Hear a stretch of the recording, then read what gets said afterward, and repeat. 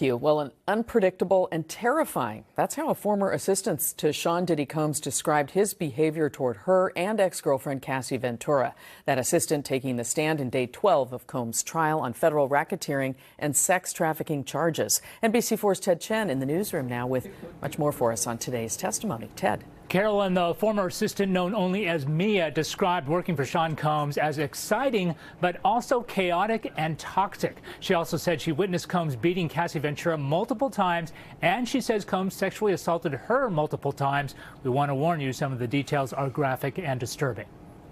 Working as a personal assistant to Sean Combs for 8 years had its highs and lows, said the woman identified as Mia. Mia said she grew close to Combs' ex-girlfriend Cassie Ventura and says she witnessed Combs attacking Ventura several times, one time allegedly throwing Ventura against the corner of a bed, resulting in a cut on Ventura's forehead. Another time she says she and Ventura snuck out of the house to go to a party thrown by Prince, but Combs showed up and attacked Ventura before Prince's security intervened.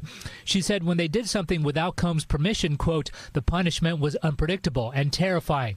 She testified that, quote, he threw things at me, threw me against the wall, threw me in the pool. He threw something against my head, sexually assaulted me. She said Combs sexually assaulted her on multiple occasions, alleging one time he forced her to perform oral sex, leaving her feeling, quote, like trash. The fact that Mia said she too was sexually assaulted is explosive stuff because it can convince the jury, well, it wasn't just a personal relationship thing with Ventura, multiple victims, a pattern of criminal activity. Combs has denied the federal charges of racketeering and sex trafficking and said all the relationships he had were consensual.